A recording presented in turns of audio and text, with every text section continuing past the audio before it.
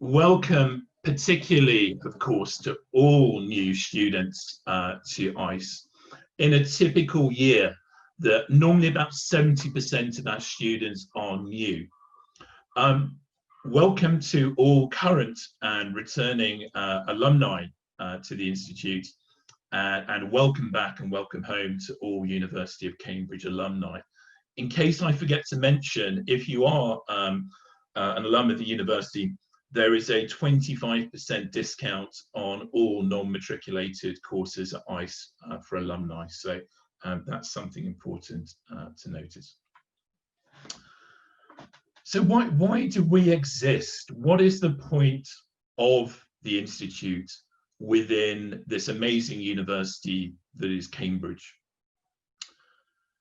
Well, we're quite new in Cambridge terms. We're about 147 years old, but we were born with radical ambition and we maintain that ambition. And I think that ambition is probably more important now than ever, particularly in the context that we find ourselves in globally at the moment. And that ambition is about access for all to the very best higher education wherever that may be found. We are a peer community of learners who are formed and convened around the expertise and resources of this amazing university. So we draw on those resources. But we're different, perhaps, to our parent university. We are far less interested in the qualifications that you hold at the minute. If you have a degree or a PhD, that is fantastic, and you will be welcome here, and there will be amazing things to learn. But if you left school without formal qualifications, if you have been in work and not been in learning for many years, we are a purpose-built environment for everyone who wants to learn. So we are not particularly worried about your previous educational achievements. But what we are worried about is making sure that you bring your life's experiences. We talk about whole person education. We're very worried about a reductive approach to higher education. We want views, we want to listen, we want to exchange opinions, and we want to learn together. So perhaps you're sensing that this is quite a different kind of university experience, perhaps to many other higher education providers. And we are deliberately and deliberately proud of being different. So I've mentioned purpose-built for adults to study in flexible ways. When you ask typically younger people what they do, they might define themselves as, well, I'm a student. Nearly all of our students would define themselves as something else first. Professionals, volunteers, parents, grandparents, carers. Our students normally work or they care. They are doing other things as well as study. We are here to be a safe environment. It is all about being inclusive, being respectful. But we also are here, we're not a safe space, if that makes sense. We're here to challenge one another with evidence, with a clear approach to thinking and talking and learning, not the shrieking that we get in the blog space, in the media at the minute, but a much more thoughtful approach. And we have a range of resources to support your learning and your well-being, so we can support all students. And I'm very careful to always say there's no such thing as a typical student at ICE. You define how you wish to learn, you inform us, and we try to tailor a response that meets need. That said, I can categorize why we think students study.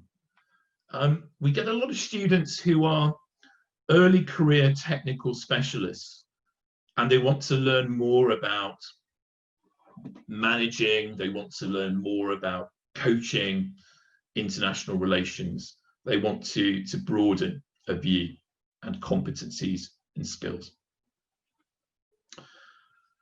We get a lot of people who have raised a family, perhaps they had a degree, they worked, they've taken time away from that, or perhaps they've been ill and they're returning to work.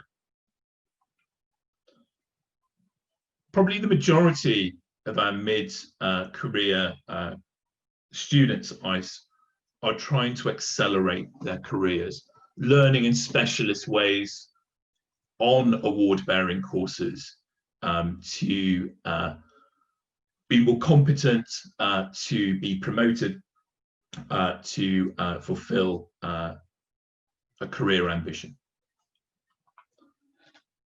But increasingly, we get a lot of people who are clear that they want to stop doing what they're doing now and change their career, their approach, their attitudes, their knowledge, their skills. And we get a lot of people who will tell us that they are retiring, but actually as part of that retirement, they're launching a new career, if that makes sense. So we are a whole life provider of professional education. And we're seeing more and more students. Our population has grown 25% in the past 2 years. We're seeing students who are needing to respond to change around technology, change around the workplace in general. And obviously the COVID-19 context is going to accelerate that change. We're seeing people who want to work longer or economically are being forced to work longer, and they need to renew skills, refresh skills, or change careers. The complexity of the workplace, of professionally related learning, means that we just have to understand more about the workplace and all of us in it. So there's this innate need to learn. And we hear our students saying, well, look, I need to demonstrate to colleagues that I'm learning, that I'm changing, that I'm developing. So actually being a role model in a workplace, in a community. So they're the key drivers, we think, why students are at ICE rather than other providers. And we know, of course, that lifelong learning is about learning for employability. It is about learning knowledge, skills, qualifications that make us employable, make us economically productive. And that's crucial, but it's only one element. If you look at all of the literature, all of the evidence, it's actually about understanding through networks, professional and social networks. Those networks solve problems. Those networks help us to be more socially mobile. Those networks just help us to change our behaviors, to improve performance. And more so now than ever, it is about learning to understand ourselves. Who are we? How have we formed beliefs, behaviors? Are we confident? And of course, learning, we know, and the evidence shows this, our well-being is supported via learning. So it's a rich mix of reasons to learn but it's so much more than just the human capital element. And that's what we try to drive into our curricula. This is about thinking. We can teach you about JavaScript or whatever, but the world is a complex place. We need to be able to communicate, collaborate, facilitate, articulate ideas, build ideas, challenge ideas. So that is what Cambridge is about, and that is what ICE is about. In raw terms, if you look at the literature, if you learn throughout your life, you're less likely to be unemployed or underemployed. I was looking at the economic data today. It's just been published for the past quarter. Renewing our skills is going to be so important over the next year, 2, 3. We know that lifelong learners typically, when compared to other people who don't learn, earn more. They're much more engaged with technology. They're much more engaged in civic society as school governors, as JPs. They tend to be engaged with charities, etc. But the most important thing is that we know that lifelong learners, in the professional sense, in the personal sense, if you learn, your colleagues are more likely to want to learn. If you learn, your children and your grandchildren are more likely to want to learn. So there are many different reasons to engage. There'll be much more information on courses, specific course information today, and also there's an open event tomorrow as well. But we offer fully online short courses. We provide undergraduate qualifications that are part of the CATS credit transfer scheme, but that are University of Cambridge awards. They are not Institute of Continuing Education awards. They are University of Cambridge awards. So we offer certificates at level 4, diplomas at level 5, and advanced diplomas at level 6. We also offer University of Cambridge postgraduate qualifications at level 7, including MSTs, Masters of Studies qualifications. So they are fully matriculated courses at the MST level. More so now, I think, in the COVID context, we need to think really clearly about what kind of learning experience students want and what we can provide. So for the next academic year, starting in the autumn, all of our undergraduate courses are fully remote. You do not need to be in Cambridge. There is no requirement for you to be in Cambridge. The reason why we've done this is that we want to be accessible to everyone to provide continuing education.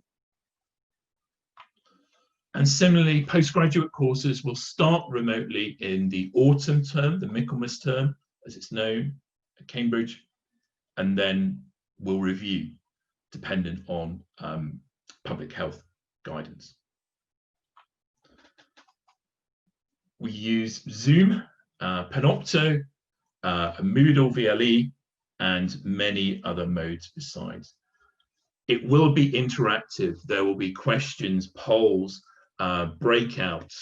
That networking and cohesion will still be there, and we will provide learning support to make sure that happens.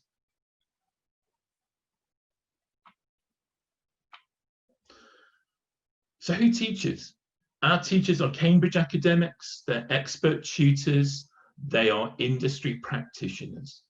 We build teaching teams to respond to course need.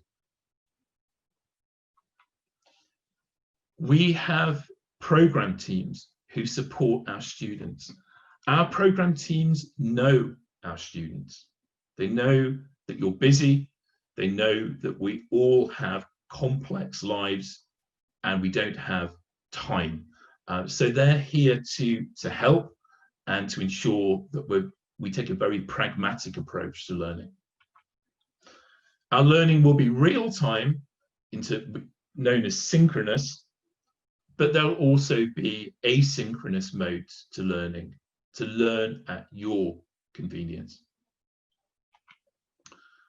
I've talked about this sense of cohesion with peers, but we're going to run events around courses to make sure that we are learning as peers, that we are listening and understanding as peers. And again, we take a sensible approach to learning. We know that people get busy, they get promoted, they get put on new projects. We know, sadly, that students will be furloughed or made redundant. So we're here to listen and learn. Sometimes an assignment cannot be delivered on time for very valid reasons.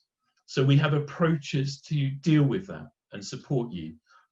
So we listen, and it isn't a mechanistic approach to higher education that unfortunately appears to be the case in many different situations now. Apart from the complexity of COVID and challenges on time, we are one of the most affordable providers of higher education. Credit for credit, if you analyse our prices against other providers, we are normally the best value. But today we're also launching the Cambridge 1000 Futures Bursary. So £1,000 bursaries onto undergraduate award-bearing courses starting in the autumn. So for anybody who's listening, who's been furloughed, who is at risk of redundancy or has lost their job, anyone who's been shielding because they're one of the most at-risk health categories, anyone aged over 70, or anyone who has been a key worker as defined by the government, if you look at the price of undergraduate award-bearing courses at ICE, if you are eligible for this bursary, you can take £1,000 off that. Our ambition is to be absolutely the most accessible provider in these very, very difficult times.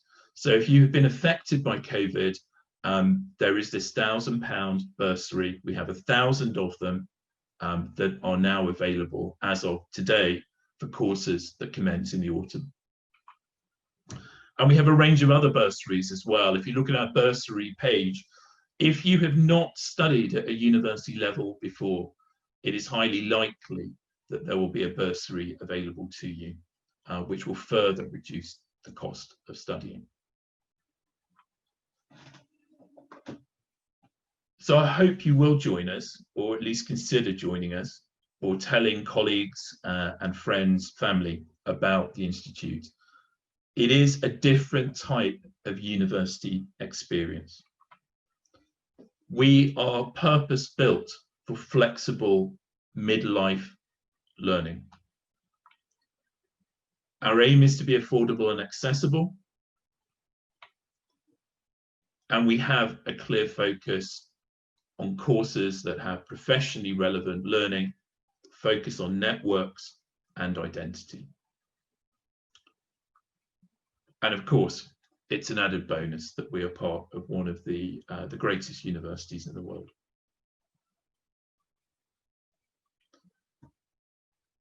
I hope you have an excellent day today and dip into talks throughout the day. We have a series of ongoing weekly topical talks, normally on a Wednesday afternoon, and they will go on throughout the summer. We have a bite-sized lecture library that's an additional resource. We're going to host an amazing virtual summer festival of learning. We already have over 1,100 enrollments into this global festival of learning this summer, so please check that out. But most of all, I hope that you would consider joining us in the autumn. We are committed to taking this differentiated view to higher education, one that is focused on individuals' futures and collective futures, one that's focused on challenge and listening and discussion, but based around evidence of how the evidence base is developed and how we can apply that evidence base into professional environments. So I really hope that you'll consider us and understand the different type of higher education that we're trying to deliver.